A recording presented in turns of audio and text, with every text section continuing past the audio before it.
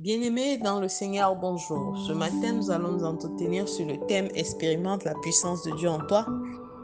Et le passage que nous allons examiner, les passages sont tirés de la première lettre aux Corinthiens au chapitre 2, versets 4 à 5, il est écrit: Et ma parole et ma prédication ne reposaient pas sur les discours persuasifs de la sagesse humaine, mais sur une démonstration d'esprit et de puissance, afin que votre foi soit fondée non sur la sagesse des hommes, mais sur la puissance de Dieu.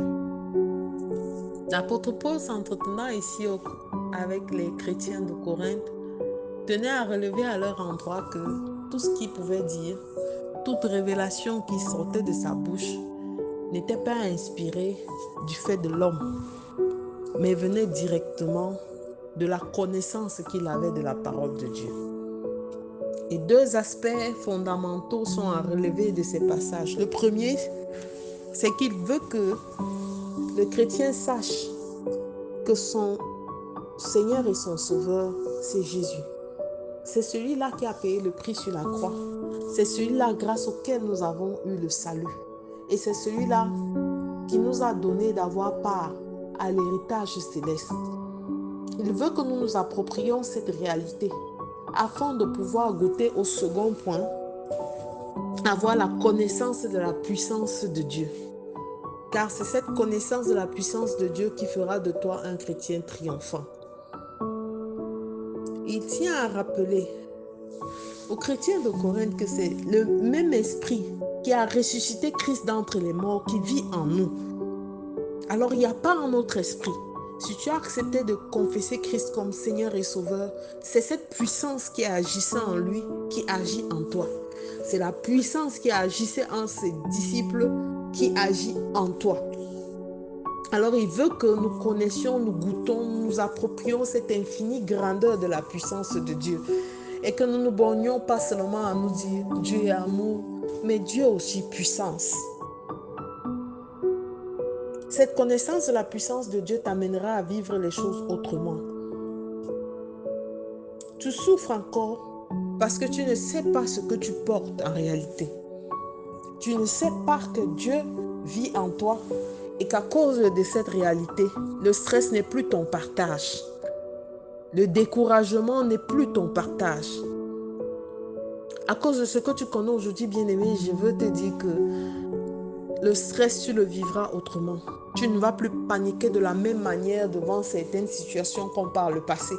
Parce que tu sais, comme la parole le dit dans le psaume 91, que 1000 tombent à ton côté et 10 000 à ta droite, tu ne seras pas atteint. Car la puissance qui a ressuscité Christ d'entre les morts vit en toi. Ce ne sont pas des discours persuasifs, mais c'est la démonstration de la puissance. Et sans cette démonstration de la puissance de Dieu en lui, il était difficile d'amener les chrétiens à la conversion. Vous avez vu même le jour de la Pentecôte, lorsque l'Esprit de Dieu, l'Esprit Saint est descendu en puissance sur les disciples. 3000 personnes ont donné leur vie à Christ le même jour parce qu'elles ont vu la démonstration de la puissance de Dieu. Alors quel genre de chrétien es-tu? Où est ta foi? La Bible dit que la foi sans les œuvres est vaine. Et l'apôtre Paul dit, afin que votre foi fondée non sur la sagesse des hommes, mais sur la puissance de Dieu. Alors tu devrais pouvoir croire que la situation qui t'arrive ne vient pas pour t'exterminer, mais Dieu permet qu'elle arrive afin de pouvoir faire une démonstration de sa puissance. Pour que tous ceux qui croyaient ta vie enterrée, tous ceux qui croyaient ta vie, ta destinée enterrée, tous ceux qui croyaient avoir fini avec toi, voient toutes les étoiles ressuscitées de la même manière que l'Esprit de Dieu a ressuscité Christ d'entre les morts.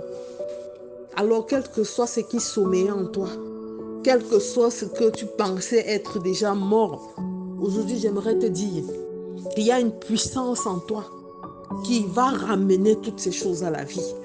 Et je déclare qu'il n'y a plus de stress. Je déclare qu'il n'y a plus d'angoisse dans ton cœur. Parce que le feu dévorant de la puissance de Dieu agit en toi maintenant. Tes bénédictions, ta santé, tes étoiles sont ressuscitées au nom de Jésus. Si tu y crois, dis Amen. Parce que la Bible dit qu'il est impossible de plaire à Dieu sans la foi. Alors bien-aimé, toi qui crois que l'Esprit de Dieu agit en toi, cesse d'avoir peur, cesse de trembler, cesse de t'inquiéter pour tout et pour rien. Dieu n'aime pas l'inquiétude.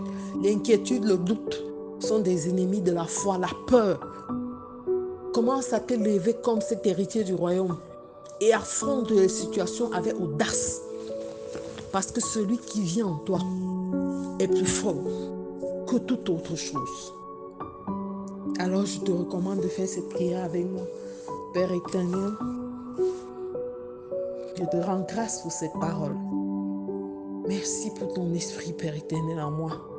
Merci de raviver cette flamme et ce feu, cet appétit et ce zèle pour ton évangile.